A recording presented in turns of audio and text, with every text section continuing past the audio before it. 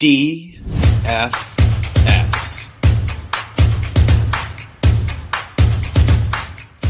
It is Friday, November 25th here in Draft Shark Studios remote. Draft Shark Studios north for me this week, Jared. Welcome to our Week 12 DraftKings podcast. I'm your host, Matt Schauf. With me, as always, is Jared Small. And Jared, I'm on the road this week. I'm where I always am in my basement. At least it's my basement, not my parents' basement. But I'm basically chained here for another month or so. Don't you think you'd be a better fantasy analyst if it was your parents' basement, though?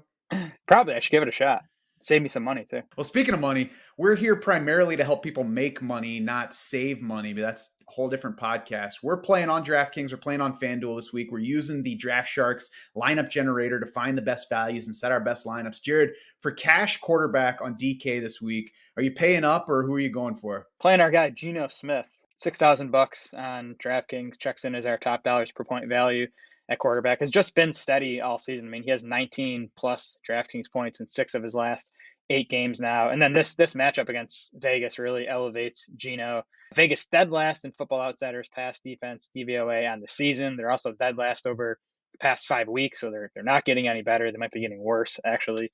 They're also dead last in adjusted fantasy points allowed to quarterback. So the best quarterback matchup Geno Smith gets this week. And his Seahawks are implied for the 4th highest implied total on the main slate at 25.75 points. Yeah, the matchup's great. The price is good. And Geno's just been a floor play over a ceiling play all year. He's like the guy you want in your cash game because the way that he's played, even when he started going well this year, it was like, yeah, but at some point he's going to turn back into Geno. That has not happened. He's just been like the steady guy.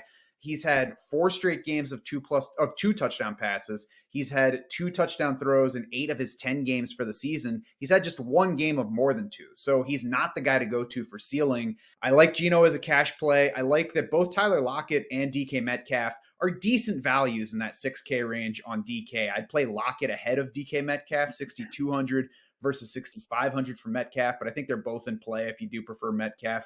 Lockett, just 5 targets each of his past 2 games, but 8 targets in 2 straight before that. Does have touchdowns in 3 straight games. So he's been a pretty steady producer for us. Yeah, and you mentioned Geno being more of a floor play this season, and that's true. I'm still going to go to him in tournaments for a couple of reasons. One, I think, again, the matchup might make this a ceiling game. And he does have 1 game of 34 DraftKings points, has another of 24.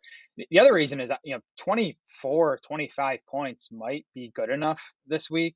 Patrick Mahomes is the only elite quarterback on the main slate. I guess I'm sort of knocking Lamar Jackson out of that tier at this point. I mean, he could still go for 30 plus and break the slate, but I mean, Mahomes is the only one that's been producing as an elite quarterback. And just this game against the Rams, if the Rams don't push back at all, I'm not sure you're going to get a ceiling game out of Patrick Mahomes. So, with Geno's price, with the, makeup of this main slate, and the fact that, like you said, Lockett and Metcalf are nice values. And I think you're soaking up a lot of Geno's production by playing both those guys. So I'm going to be playing Geno with that double stack in tournaments. Are you running back Devontae Adams? Yeah, I'm going to run back Adams on one team and then Jacobs on another team. So I'll have 2 Geno Smith stacks. If you look at the game logs, pretty much either Adams or Jacobs has gone off like every game for Vegas. And I think that's even more likely to be the case now with Darren Waller and Hunter Renfrow out. So I'm going to cover my bases and run back Jacobs and Adams on these Geno teams. Yeah, I like that way of approaching it. I like what you're saying about Patrick Mahomes. I do think that he's in play. I'm not too concerned about that Rams game because I think even if there's not a whole lot of resistance in it, Kansas City is the type of team where they'll just say, fine, we'll have 35 points at halftime. And then maybe in the second half, we'll run it to just run the clock out. And I'll take that 35-point first half from Patrick Mahomes and his guys. The other guy that's in play for me as a tourney quarterback is Tom Brady at 5,800. So even $200 cheaper than Geno Smith facing Cleveland. And the thing I like about Tom Brady versus Geno Smith is even though the last time we saw the Bucs, they leaned run, overall, they've been a pass-leaning offense. So there's a lot more evidence pointing to that being a likely approach than them leaning on the run game. If they lean back toward the pass in this one, they've got a neutral matchup on the passing side against Cleveland this week. So I think they'll be capable of doing whatever they feel like doing, really. Chris Godwin, $6,000 is 4th in our wide receiver value chart in DK dollars per point. Mike Evans is always a high ceiling guy. So you've got those 2 guys at the same price, I believe, combined as what you would have for Tyler Lockett and DK Metcalf. So 12-7 for those two in a lineup with a $5,800 Tom Brady, whose price is down because he hasn't been putting up big passing numbers for a while. Yeah, lowest price of the season for Brady. So I like him too, as we've talked about. The passing yards have been there. He's fourth in the NFL in passing yards, Brady is. He just hasn't been getting the touchdowns. He's sitting on, I believe, a career low touchdown rate still. So I like that call. We do have to keep an eye on the weather in Cleveland. The early forecast is rain and like 20 to 30 mile per hour winds. So that could get me off Brady if that ends up happening on Sunday. So we'll see. The other two guys I'm going to in tournaments, both sides of this Chargers Cardinals game. I like Justin Herbert in particular at $7,000. I think you can double stack him with Keenan Allen, Josh Palmer, and or Gerald Everett. Just pick two of those guys. I mean, Austin Eckler's in play too, I guess. So there are a bunch of stacking options. But Herbert looked as good as he has all season to me last week in that loss to Kansas City. Getting Keenan Allen back obviously helped there. Season high 9.3 yards per attempt for Herbert in that game. Then you have this Cardinals pass defense. It looks like they're going to be without their top corner, Byron Murphy, again. He missed that game on Monday night against San Francisco, and we saw Jimmy Garoppolo throw for 4 touchdowns. So I think it's a good spot for Herbert. And then I might end up playing one Kyler Murray team too. But, basically you could probably just take the Herbert lineup and sub in Kyler Murray in place of Herbert there. Murray's like $200 less and just play it that way. Probably with DeAndre Hopkins as your stack with Kyler, and then, with one or two run backs from the Chargers side. Yeah, I've got Kyler Murray down on the FanDuel list as well for very similar reasons. So moving to running back now for cash, Jeff Wilson Jr. jumps out to me at 5,900 first versus the league's worst run defense, 17 carries, 5 targets against Cleveland in just his second game since being traded to the Dolphins. He's got touchdowns in each of his appearances for Miami. And Houston opponents, as we've talked about, have been going run heavy because you can. I don't know if Miami's going to, but we know that we at least have an offensive head coach who is willing to do that overall. Whether it happens this week, we'll see. But we know it's a possibility. We're not taking a pass-heavy head coach and forcing him into potential run heaviness here. Right. The Texans have faced a league high 29 running back carries per game. The next highest is 24.7. So, it's because their run defense is so bad, and it's because teams are playing from ahead versus Houston. The Dolphins are massive favorites in this game. So I do think it's going to be a run heavier game plan than usual for Miami. Raheem Mostert looks iffy for this game. He's missed the first 2 practices of the week with a knee injury. If he doesn't play, I think Wilson is a must in cash at $5,900. I think he's in play even if Mostert ends up suiting up. I think Wilson is going to be the lead back, especially if Mostert's not at 100%. There are a ton of good running back plays this week. It's one of those weeks, some weeks it's hard to find, 2 or 3 strong cash game plays at running back there. This week it's, whittling these 5 or 6 guys down to just 3. I like Ken Walker at $6,900. I'd like playing both Geno Smith and Ken Walker, just soaking up what should be all of the Seahawks touchdowns, in a home game for the Raiders. Raiders not quite as bad against the run as the pass, but they're not good against the run. So it's a good spot for Kenneth Walker. We just saw him play a big role in the passing game in Seattle's last game prior to the bye week. So you like that, especially on DraftKings. And I think James Conner is also a strong cash game play at $6,600. The last 2 weeks, we've just seen him dominate work in the Cardinals backfield. If you look at the numbers last week, it doesn't look like Conner dominated, but that's because they pulled him in the fourth quarter of that blowout loss. But I do think you're going to get 90% of the backfield work going to Conner in this game against the Chargers. And the Chargers have been the worst run defense in the NFL over the past 5 weeks, according to Football Outsiders DVOA. So I agree with James Conner. I think Antonio Gibson is the other guy I want to throw into the mix. 5,400 versus the Falcons. He might still be, if you look at him overall, he might still be one of those guys that makes you think, yeah, I'll play him in a tournament lineup, but not on the cash side.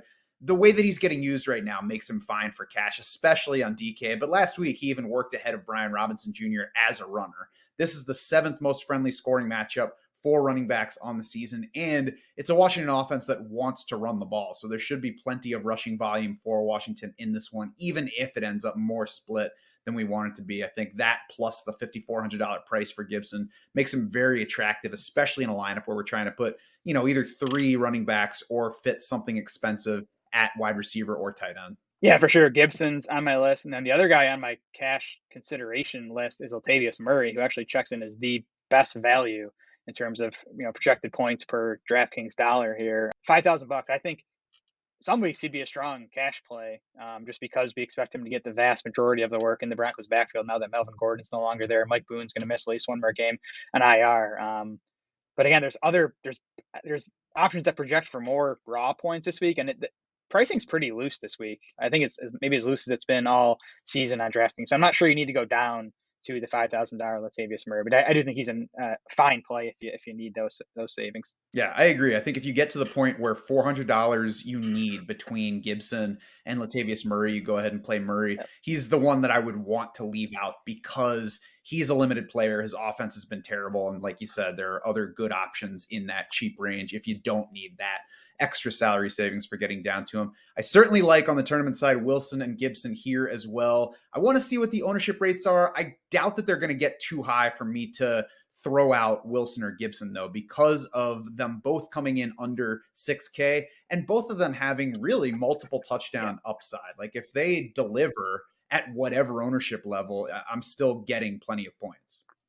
Yeah, I'm really interested to see what ownership looks like come Saturday night, Sunday morning. Because again, there are, I think, 10 or so viable running back plays for tournaments, especially. And some of those guys are going to get left out. So I'll probably be focusing on the guys that look like are going to go under owned. Rashad White is $5,100. I hope Leonard Fournette ends up playing. If Fournette's out, I think Rashad White becomes a cash play at $5,100. He's also going to become super popular, so that make him a weaker tournament play. But if Fournette's in, I think that keeps some ownership off Rashad White. $5,100 again. Great matchup against Cleveland, who's been really struggling against the run lately. They've allowed 4.9 yards per carry and 6 total running back touchdowns over their last 4 games now.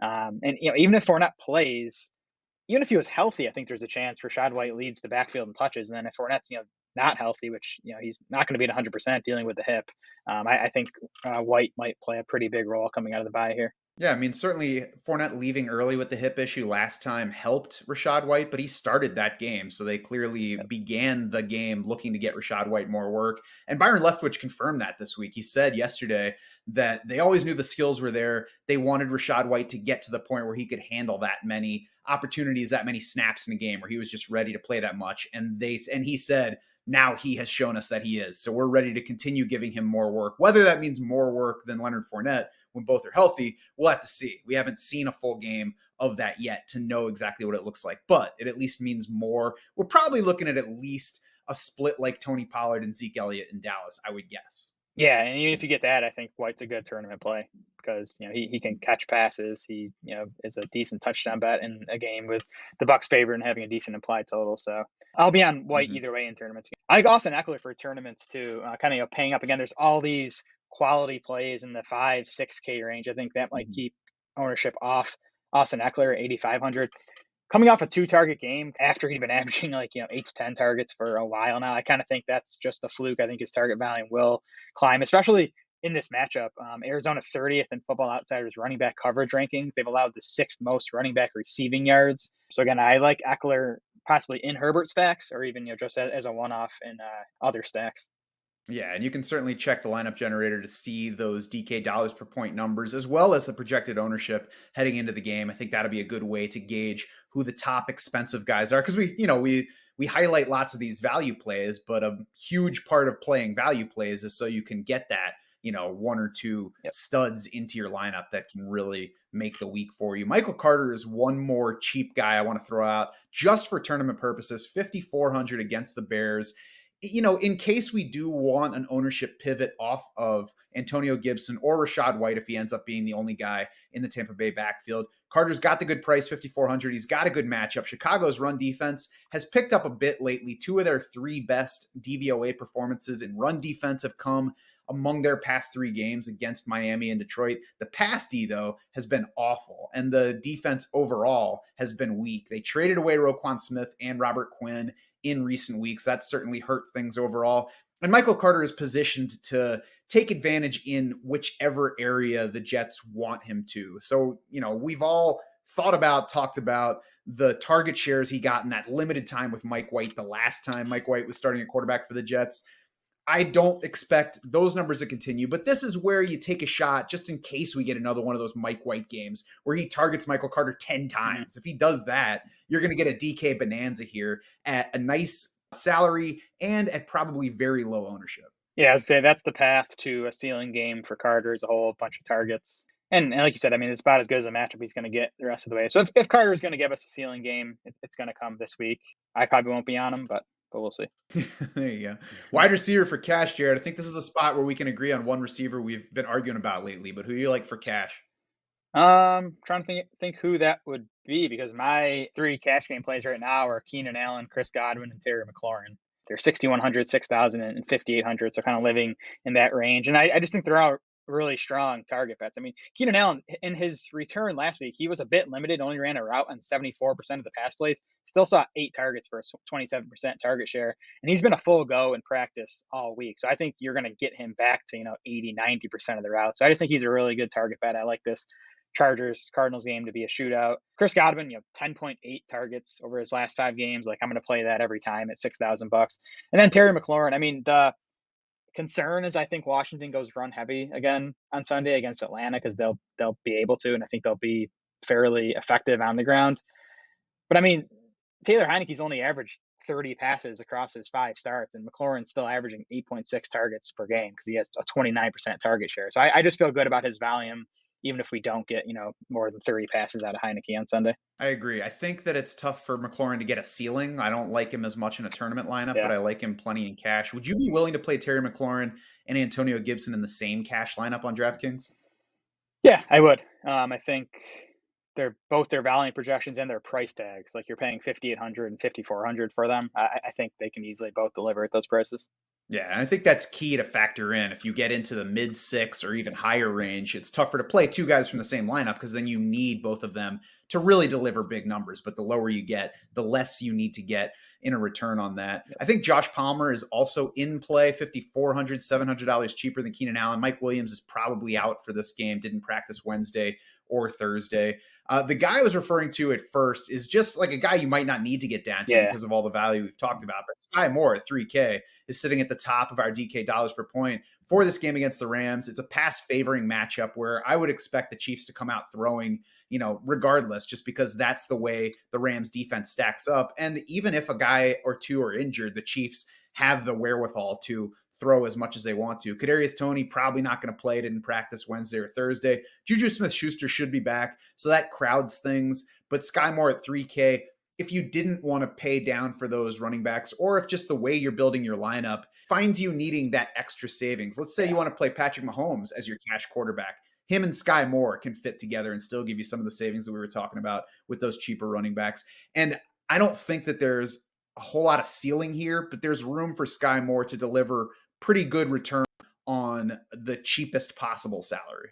Right. Yeah. At least the way I'm building my cash lineup, I definitely don't need to go down to Sky Moore. I guess if you wanted to play Mahomes, I think you could probably play Ekeler and then, you'd have to use Sky Moore. So that'd be one way to do it, not the direction I'm going. I'm curious to see what Sky Moore's ownership projection settles in at. Like, I could see him being one of the most popular wide receiver plays on the entire slate. And if that's the case, I think he's probably a good fade, a scary fade, but a good fade in tournaments. I mean, we're going to have Juju, MVS, Justin Watson, and Sky Moore. So the Chiefs are going to have, 4 wide receivers. They're probably going to be cycling them in. I think, Moore is going to play quite a bit. I don't think he's going to be a full-time player. So I don't know. I guess I'd have to think about whether he's a tournament play at, if he comes in at 20% projected own or whatever it's going to be. I think he might be worth fading.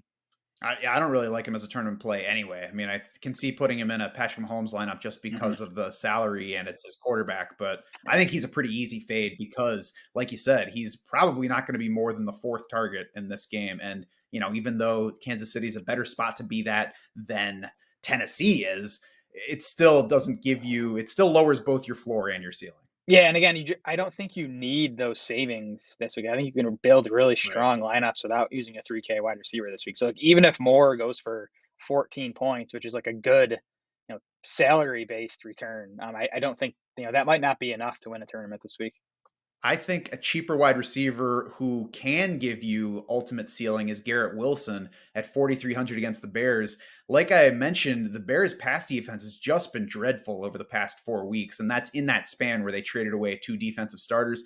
If you look at our adjusted fantasy points allowed, the Bears look like a negative scoring matchup for wide receivers and then a neutral matchup for quarterbacks, so it doesn't really stand out as a great spot. But that terrible recent performance, the Bears and Raiders drastically worse than any other pass defense in DVOA over that stretch. So, Garrett Wilson might get 5 targets and catch 2 balls and do absolutely nothing in this game. Or maybe he gets 10 targets, catches 8 of them and scores. And I think neither of those 2 eventualities would surprise me. But I think that if you do get a big Garrett Wilson game, as we've already seen is possible, this season, regardless of quarterback play. If you get that, you're probably going to get it at very low ownership this week. Yeah, I like the Wilson call, and there are a few other wide receivers in the low 4K territory that I like, which I guess is another reason to maybe fade Sky Moore if he's going to be popular, right? So Garrett Wilson, I like. Treylon Burks, I like at $4,200. 28% target share last week, which again I think he's going to need a big target share because this is going to remain a low passing volume offense. But I think he can stay in that territory and be getting 6 to 8 targets per week. And the Bengals passed the 26th in Football Outsiders DVOA over the last 5 weeks. We talked about them losing their top corner, Chidobe Awuzie. So this matchup isn't as tough as it looked like early in the season for Treylon Burks. And then I think Nico Collins is still in play. I mean, we'll see what the quarterback change means for Houston, but just $4,100 for Nico Collins. He has 17 targets over his last 2 games now, and this is a game where Houston should be chasing Miami for most of the game. So I really think the passing volume might be up. And then the last one, Julio Jones, 4K. Last time we saw him before the bye, 74% of the pass routes, a 17% target share, and he has no body part listed on the injury report this week. He got Thursday off for rest, but there's no knee, no ankle, no hamstring on the injury report. So he should be as healthy as he's been all year coming off the bye week. Do you think it's because they have space limitations on what they can list, and they're like, let's just call it rest rather than put all these things on there? Could be.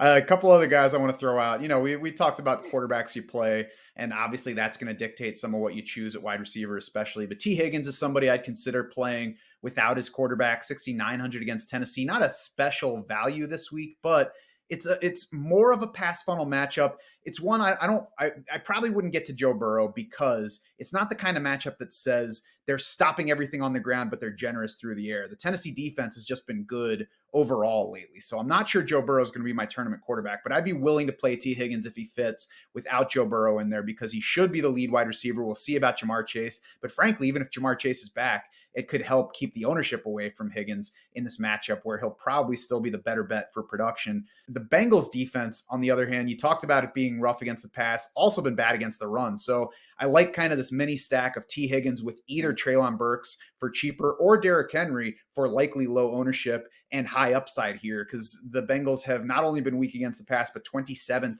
in DVOA against the run as well over the past 4 weeks. So either of those Titans has a path to giving you big numbers this week. I like it. Devontae Adams is the wide receiver I want to pay up for. 40, 31, and 36 DraftKings points in his last 3 games now. And he has a 36.5% target share over the past 2 games with Darren Waller and Hunter Renfrow out. Those guys are obviously going to remain out on Sunday. So again, especially as part of the Geno Smith stacks. And even I think if you're playing a different stack, playing a Adams with Kenneth Walker or Adams with one of the Seahawks wide receivers as a mini stack, I think that makes a lot of sense.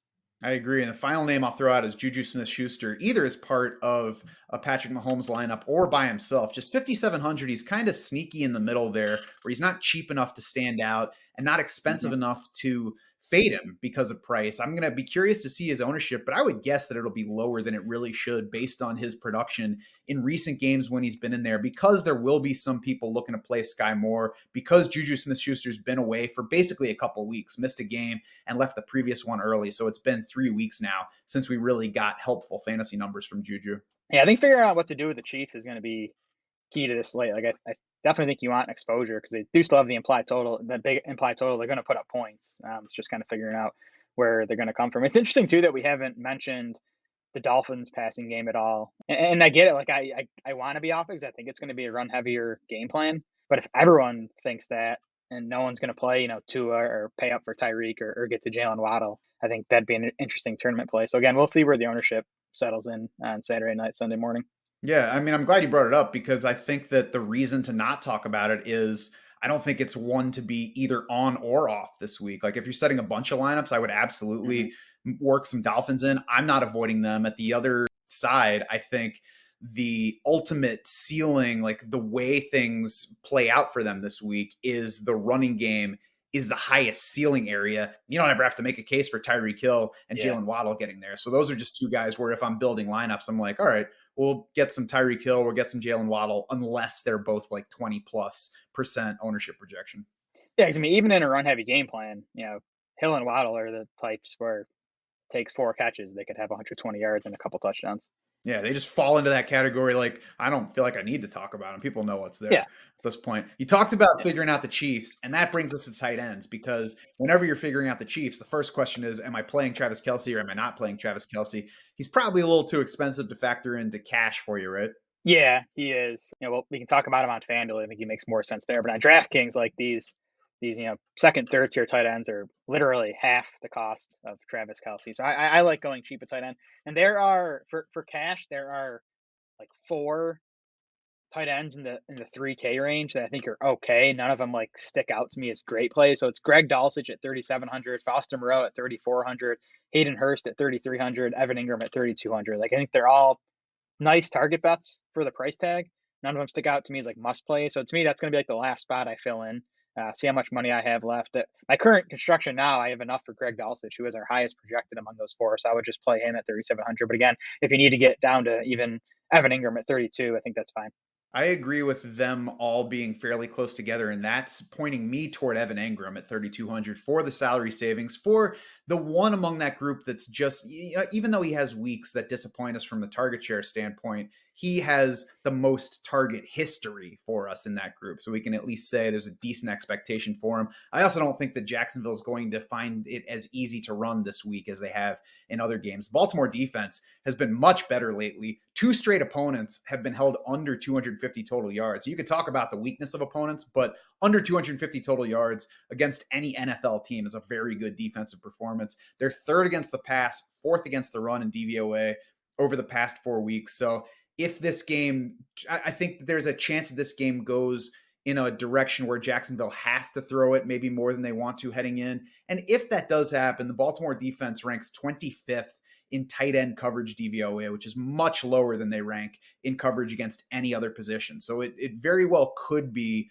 a game where Evan Engram is a favorite option, maybe to the point where he's a favorite option going into it, I hope. It's Baltimore is also tight end is easily the position that Baltimore is friendliest against in terms of adjusted fantasy points allowed for the season. Yeah, and Ingram does check in as our top value at tight end. So I would definitely start there. And then, if you get to the end, you have extra money, you can consider going up to, Dulcich, which is what I'm doing right now. So we talked about the cheap guys. Are they in your plans on the tourney side, or are you looking up higher than that? No, I'm gonna stay away from actually all four of those guys we mentioned. I don't, love the upside on any of them. Travis Kelce, obviously in play. I actually prefer Mark Andrews, though. You're getting $1,200 in salary savings. I think he's going to come in much lower owned because he was, underwhelming last week in his return. But the usage remained elite. 97% of their outs with 24% target share. I think he's at like a 28% target share in his healthy games this season. And Jacksonville, so they haven't given up a lot of fantasy points to tight ends this season, but they're 32nd in Football Outsiders tight end coverage ranking. Could be a blow up spot for Mark Andrews. I do think you're going to get him at lower ownership than he should be. Yeah, he had 8 targets and 6 catches last week. Like, that's disappointing because Yeah, it was only 63 yards. It's disappointing for Mark Andrews. It would be amazing for pretty much every other tight end in the league. So it was a good return for him, especially considering he was returning from 2 injuries. And this Jacksonville defense has been third worst just overall as a defense over the past 4 weeks. Much worse against the pass than the run, mid-pack against the run, but third worst against the pass by DVOA. So I agree. Mark Andrews is the expensive guy that intrigues me here. And I would like to go that way over the cheaper guys. But if the way I'm building a team, favors it, then I'm okay with just fishing basically anywhere in yeah. that pool of those 3K guys. For sure, yeah. I mean, so the two cheaper guys I like for tournaments. The first is Gerald Everett, who was put in a full practice on Thursday. So it looks like that groin injury is behind him. He's averaged 6.6 targets in his 8 healthy games this season. Yeah, you could argue that might take a hit with Keenan Allen back. They work the same areas of the field, but again, no Mike Williams on Sunday. So I think Everett's still a good target bet. And then Arizona, 31st in Football Outsiders tight end coverage rankings and 31st in adjusted fantasy points allowed to tight end. So really nice matchup for Gerald Everett. And then on the other side of that game, I do think Trey McBride's a little interesting for tournaments at $3,100. This is assuming Rondell Moore and Greg Dortch miss this game, and neither guy has practiced so far this week. So I am expecting both of them to miss. That literally leaves Arizona without a slot receiver. We'll see how they handle it. It might be Hopkins more in the slot. Marquise Brown can play in there if he's back on Sunday. But McBride has gotten the routes the past 2 weeks with Zach Ertz out. The targets just haven't come. But again, if Moore and Dortch are out, I think that might mean a bigger target share for the tight end. I need to see him get more than a 2-yard ADOT before I can play him in a tournament lineup, though. That's fair. Over to defense, and Jared, I'm not Yeah. sure that I'm going to be able to get past just one defense here. The Chiefs, Yeah. $2,800 facing probably John Wolford, maybe Bryce Perkins. Like the Rams were already one of the best matchups, even if Matthew Stafford and Cooper Kupp were in there. We've got no Cooper Kupp, we've got no Matthew Stafford, so I don't care. I don't care if every single other person in the tournament has Ooh. the Chiefs. I think I'm just going to go ahead and play them at 2,800. Yeah, well, that's the discussion here. I mean, for cash, I think the Chiefs are a lock. The Chiefs are 13-point home favorites. The Rams have a 13.25 point implied total right now. I'm pretty sure that's the lowest we've seen all season. It's the lowest I can remember in a while. The tournament discussion, I think the discussion is more interesting. Like if they're gonna be 30 to 40%, which I think they will be, like what do you do with them? I think you have to ask yourself, is there a better than 30% chance they're the defense you need for tournaments? The answer could definitely be yes. If you do want to pivot off the Chiefs, I think the Jets at 3,300 against the Bears, whether it's Fields or someone else, I think there's still upside there. I think both defenses in the Broncos-Panthers game are interesting. You have to pay up for the Broncos at $3,800, but they get Sam Darnold, and then the Panthers, Russell Wilson and Denver have still been struggling, and then Tennessee I have here too at $3,100. Just a quality defense. The Bengals still near the top of the league in sacks allowed. So I think all those defenses have upside. Can they outscore the Chiefs is the question in tournaments. Yeah, certainly these things usually come down to defensive touchdowns, and we can never predict who's going to do that. But like this is the Chiefs aren't a good defense in general, but they're in the best matchup, the matchup with the best chance of being a shutout. Yeah. They are likely to pressure the Rams into throwing the ball more with a quarterback who's clearly not equipped to do so, and they have a garbage running game on that side. So that like, most weeks I'd be like, yeah, if a third of the field's playing this defense, I'm going to go look for another one. And there's certainly a case to be made for some of the other ones that you mentioned, but this is one of the very few cases where I'm like, it's going to have to be like 50% for me to change my plans here. One other thing I'll say on the Chiefs defense, I'm expecting it to be Bryce Perkins at quarterback for the Rams. We'll see, but the report is that he's been getting the first team reps in practice this week. He's like a super mobile quarterback, which to me probably means it just means fewer pass attempts from the Rams. Like he's still going to have to drop back and throw because they're going to be playing from behind, but he could drop back and run quite a bit, and that just lowers the upside. It's fewer interception opportunities, fewer sack opportunities if he's just taking off and running. Yeah, we'll see. I think I'll probably take my chances regardless of who's in there. So that'll do it for the Week 12 DraftKings podcast. You can head over to draftsharks.com now to play around with the lineup generator, build your own lineups for playing on DraftKings, FanDuel, and Yahoo. You can also find Jared's articles highlighting top picks for cash and GPP entries on DraftKings this week. For Jared Small and the rest of the Draft Sharks crew, I'm Matt Schaff saying thanks so much for swimming with us.